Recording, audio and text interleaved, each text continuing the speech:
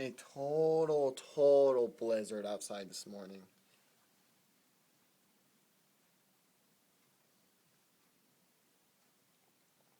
Just look at all that.